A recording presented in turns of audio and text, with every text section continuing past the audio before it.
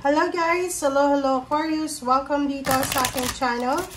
Kapalaran 888, welcome. Alamin natin kung anong messages, vibration, gabay energy para sa lahat. This is general reading, so pwede kang makaresonate. Gamitin mo ang iyong intuition sa panonood. Aquarius, fish, and OMG.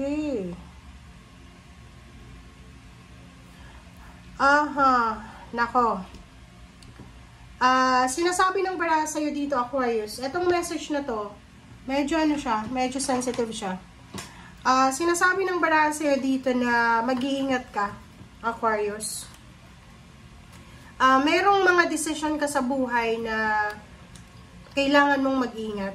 Mag-iingat ka, huwag kang makikipag-away sa superior. Like for example, makikipag-away ka sa boss, sa team leader, supervisor, sa police, sa kapitan, sa mayor, parang gano'n. Yung, like for example, meron kang mga, especially sa mga Facebook post to mag-ingat kayo pag-ingat tayo, lalo, kasi may libelous dito It's either ikaw, kung mahilig kang mag-share ng mga post ng, like for example, magpo-post ka, tapos maglalagay ka ng own opinion mo doon sa post mo, on top of that post, ingatan mo yun kasi sinasabi ng bara na posibleng mayroong isang tao na medyo baliktad yung utak niya na pwedeng kasuhan ka niya.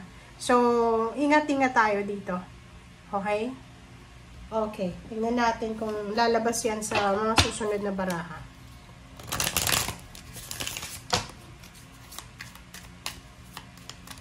Kailangan mong pumalma like for example na sobrang inis na inis ka Kung nasaan ka man, like for example nasa ibang bansa ka, especially Middle East yung mga OFW dyan sa Middle East na Aquarius, galit na galit kayo sa amo nyo.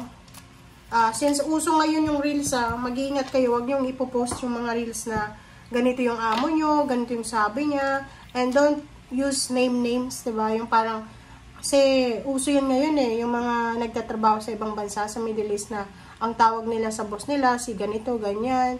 Yung parang medyo libelous siya. Mag-iingat kayo sa ganun. Okay? Dito, your desire is within reach. Have faith as everything is working in your favor. Wow. So, maybe yung desire mo dito is pregnancy. The birth of a child brings great blessings to you in the world. So, halimbawa, yung plano mo, Aquarius, or yung minimithi mo talaga, is mabuntis ka. And, isa sa mga yon, isa sa mga plano mo, ang posibleng mangyari. So, maybe pregnancy, buntis ka ngayon, or malapit ka ng mga anak, or posibleng malalaman mo next month na buntis ka. Okay. So, have faith. Kailangan mo magkaroon ng faith as everything is working in your favor. Lalo sa mga wishes mo yan. Like, gusto mong mabuntis, gusto mo ng magpakasal, mag-asawa, ganyan, ganito. So, isa sa mga possible na mangyayari is yung pregnancy. Pregnancy or kasal, or maybe a new job, new career, relocation.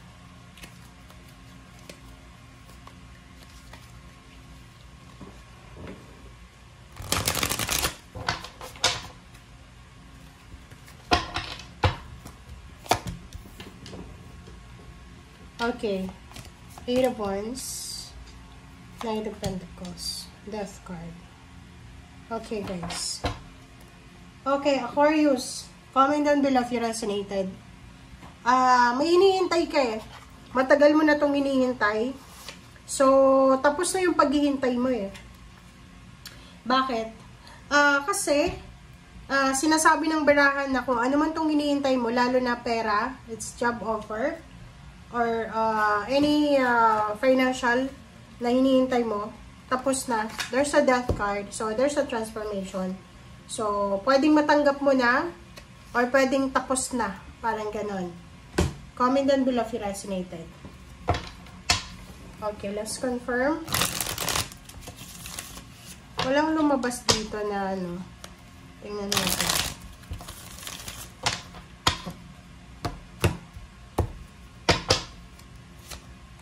Okay, Queen of Swords. Okay, moving forward ka na eh. Wow. Okay, so doon sa mga Aquarius na ang tagal nyo na sa company pero hindi pa rin kayo napopromote, sinasabi ng barahan na konting tiis pa. Okay, have faith. Have faith at makukuha mo kung ano yung desire mo dito. It's either nag-a-apply ka ng mas mataas na posisyon or gusto mong pumunta ng ibang bansa, gusto mong ma-experience yung pagtatrabaho sa ibang bansa or gano'n pa man. Sinasabi ng Emperor card na to na possible. You will have the authority, the power na makuha kung ano yung mga desire mo sa buhay. And dito sa 6 of Cups, sinasabi ng barahan na kailangan mo nang mag-move on. Kailangan mo mag-move on sa relationship, sa love life, sa pamilya, trabaho, sa mga plano mo sa buhay na hindi nangyayari. Okay, Empress. Oh, sorry. Wow! So, possible dito, ang daming blessings na darating sa iyo, Aquarius. Yung mga Aquarius na wini-wish yung mapagbubuntis, wini-wish na makapag-travel, papuntang ibang bansa, yung gumaling sila sa sakit nila, or kung ano man, makapag-relocate or anything, sinasabi ng baraha sa inyo na tapos na yung paghihintay nyo. Diba? Tapos na yung paghihintay. Okay? But, etong tatlong baraha, resonated din siya sa dito sa baraha na sinasabi ko na if you are, like for example, working as an OFW, especially sa Middle East, guys, iwasan natin yung pagpo-post ng mukha ng mga amo natin. Mukha ng amo, mukha ng mga bata na inaalagaan nyo, or mukha ng mga tao like sa mall, di ba? Kasi mahirap eh, the tower eh. Wala ka sa sarili mong bansa, and meron silang batas dyan eh. Meron silang sariling batas, especially sa Europa, guys. Sa Europa, yung pagtitik ng picture, lalo sa mga conservative pa na bansa, yung bansa na pinuntahan ko, sobrang conservative niya, na hindi ka pwedeng magtitik ng pictures lang, kahit na sobrang digital na ngayon eh.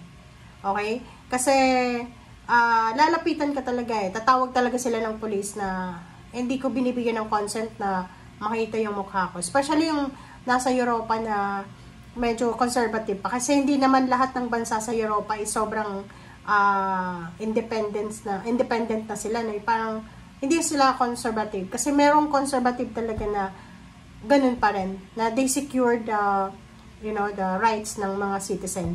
So, ganun din sa'yo. Mag-iingat ka. So, kahit sa pagta-travel, as much as possible, huwag tayo masyadong papakatiwala sa lugar na bago tayo. Okay? Trabaho. There's a good news about new job, new career, new job offer. And sinasabi ng baraha, may mga salary increase, higher position. Merong mga, empowerment, power. So, pagbutihin mo kung anong ginagawa mo sa ngayon kasi meron niya na positive outcome na darating. Okay? Thank you guys. Bye!